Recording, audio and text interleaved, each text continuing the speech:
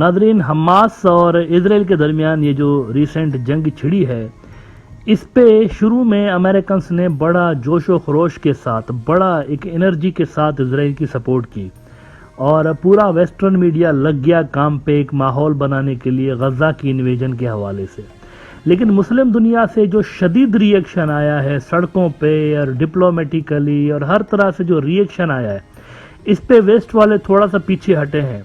لیکن امریکہ جو ہے وہ بھی اب وارننگ دینے لگا ہے اسرائیل کو کہ غزہ کے اندر مت گھسیے گا، although ان کے جو آفیشلز ہیں وہ ساتھ میں یہ بھی کہہ رہے ہیں کہ ہم اسرائیل کو ملٹری سپورٹ دیں گے، لیکن بائیڈن نے وارننگ دی ہوئی ہے نیتن یاہو کہ اندر گھسنے کی کوشش مت کرنا، this is not a good idea. C N N نے رپورٹ کیا ہے کہ Biden warns Israel against occupying Gaza as ground invasion appears nears, یعنی نیتن یاہو بات نہیں سن رہا۔ نیتن یاہو پھر بھی کوشش کر رہا ہے کہ فوجیں کسی طرح سے اندر گھس کے کوئی کاروائی کریں اور یہ جنگ بڑھے۔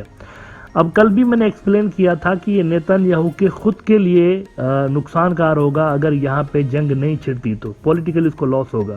ایک تو آلریڈی آپ دیکھیں کہ یہ جنگ شروع ہونے سے پہلے 35 ہفتے تک لگاتار لاکھوں اسرائیلی سڑکوں پہ تھے۔ یہ انپریسیڈنٹڈ ہے، اسرائیل جب سے بنا ہے 1948 سے لے کے ایسا کبھی نہیں ہوا۔ کسی بھی حکمران کے لیے اتنے زیادہ لوگ سڑکوں پہ نہیں نکلے کہ دفع ہو جاؤ یہاں سے، نکلو یہاں سے، ریزائن کرو، ایسے پروٹیسٹ کبھی نہیں ہوئے اتنے بڑے 35 ہفتے۔ تو ایک تو وہ وہاں پر چل رہے تھے، پھر اس نے اپنی کرپشن چھپانے کے لیے کہ کہیں سپریم کورٹ مجھے کرپشن کے معاملے میں ڈسکوالیفائی نہ کر دے، اس نے جوڈیشل اوور ہال کیا اور جوڈیشری کو کنٹرول کرنے کی انہوں نے کوشش کی۔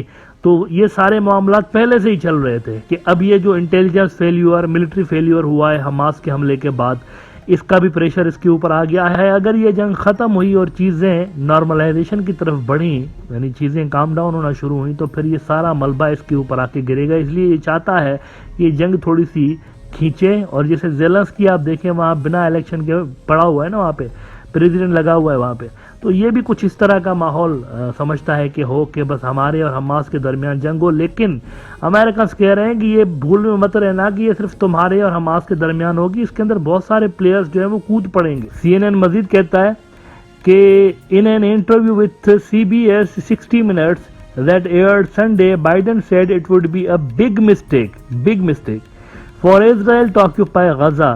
Israel has been signaling it is preparing for a ground invasion of Gaza even as the humanitarian crisis grows inside the coastal Palestinian enclave. Biden has called for the protection of civilians, and the United States has been working to alleviate shortages of food, water and gas. What happened in Gaza, in my view, is Hamas and the extreme elements of Hamas don't represent all the Palestinian people, Biden told interviewers Scott Pelley. بہت بڑی mistake ہوگی اگر یہ گھسیں گے اندر، یہ Biden کہہ رہا ہے۔ اب بائیڈن ایسا کیوں کہہ رہا ہے؟ سوال یہاں پر یہ سمجھنے والا ہے، وہ ایسا کیوں کہہ رہا ہے جبکہ کچھ عرصہ پہلے تک ساروں کی ٹون ہارڈ تھی؟ کیا میکرون تو کیا یو کے والے تو کیا یہ جو جرمنی والے ہیں یا امریکنس، یہ سارے کے سارے ہارڈ ٹون میں بات کر رہے، تو ایسا کیا ہوا ہے؟ اصل میں ہوا یہ ہے کہ عرب دنیا کھڑی ہو گئی ہے، اور یہ جو چورن ہے جنگ کا وہ کوئی خریدنے کو تیار نہیں ہے۔ مڈل ایسٹ کے اندر کوئی جنگ نہیں چاہتا، اور کوئی یہ نہیں چاہتا کہ نیتن یاہو یہ کرے۔ اینتھنی بلنکن صاحب جو تھے وہ گئے وہاں پہ، ان کی ملاقاتیں تقریباً سارے ہی عرب ملکوں سے ہوئی جو ٹاپ کے عرب ملک ہیں۔ کسی ایک ملک نے یہ نہیں کہا کہ ہم اسرائیل کی سپورٹ کریں گے یا اسرائیل کے ساتھ کھڑے ہوں گے، بلکہ بہت بڑی خبر آ رہی ہے، محمد بن سلمان نے جو تیور دکھائے ہیں یہ بھی کچھ انپریسیڈنٹڈ قسم کے ہیں۔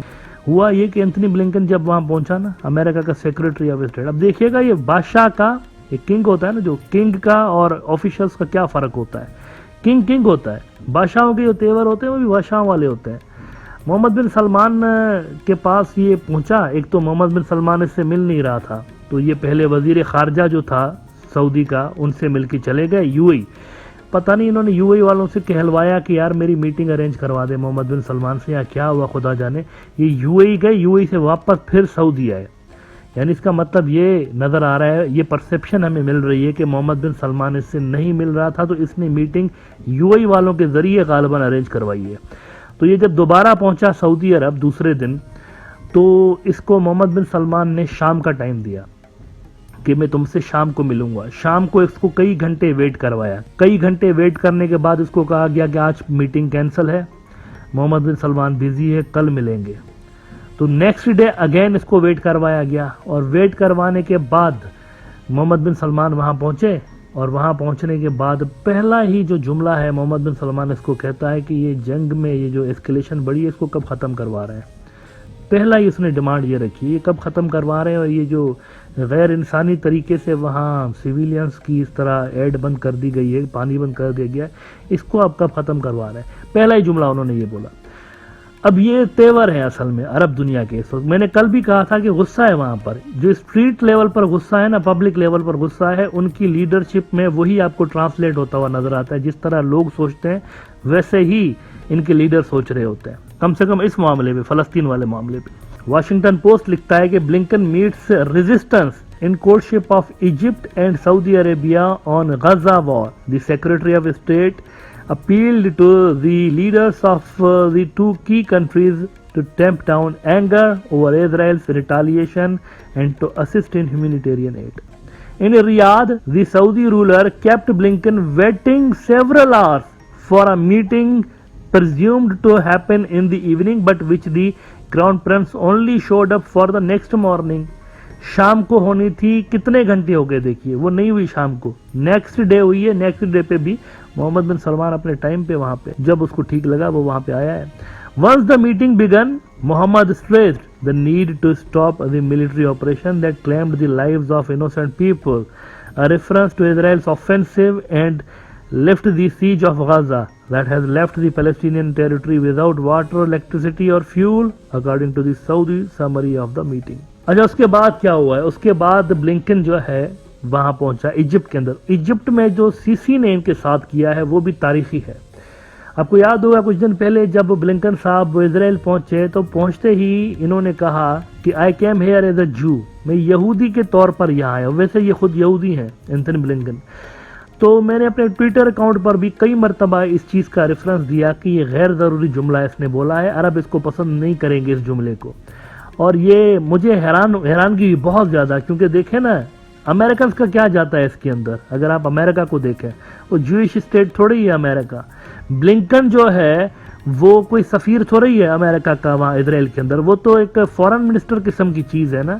تو اس کی یہ ڈیوٹی نہیں بنتی اس طرح کے جملے ادا کرنے کے لیے. وہ تو نیوٹرل رہنا ہے اس نے، کیونکہ امریکہ کی ٹریڈیشنلی جو لائن رہی ہے فلسطین کے کنفلکٹ میں وہ یہی رہی ہے. وہ کہتے ہیں ہم نیوٹرل ہیں، حالانکہ دنیا بہت ساری جو دنیا اس کو نہیں مانتی. وہ کہتے ہیں کہ ان کے ایکشنز جو ہیں وہ اس چیز کو ظاہر نہیں کرتے کہ یہ نیوٹرل ہے. لیکن اپیرنٹلی آن پیپر اگر آپ دیکھتے ہیں تو امریکہ کی پالیسی یہی ہے کہ دو اسٹیٹس ہونی چاہیے، فلسطینیوں کی، اسرائیلیوں کی، اور وہ نیوٹرل رہے یہاں پہ. تو یہ جب وہاں پہنچے نا ایجپٹ کے اندر تو سی سی پتہ ہے کیا کہتا ہے جنرل سی سی ان سے؟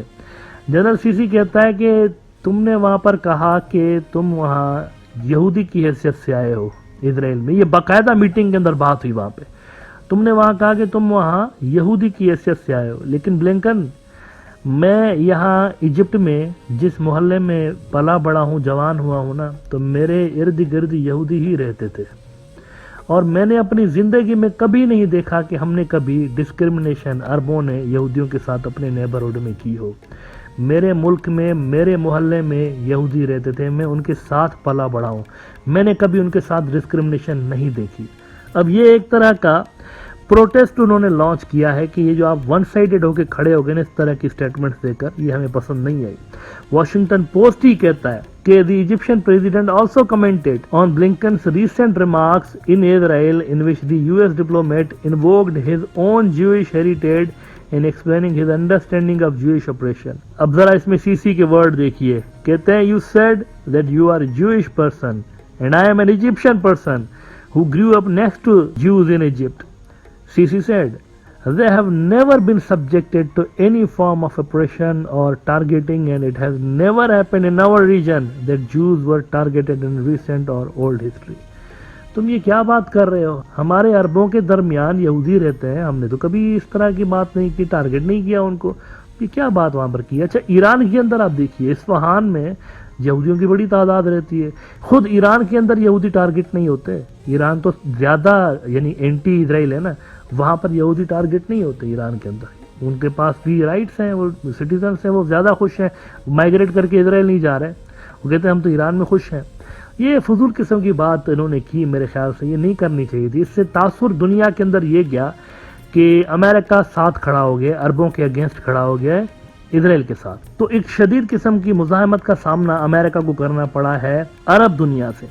اس کو ڈائلیوٹ کرنے کے لیے امریکنس اس کو سمجھا رہے ہیں نیتن یاہو کو کہ دیکھیں موڈ ٹھیک نہیں ہے عرب دنیا کا بھی، مسلم دنیا کا بھی، اس لیے اگر آپ انویڈ کرتے ہیں غزہ کے اندر تو یہ بہت بڑی، بائیڈن نے کہا نا it would be a big mistake.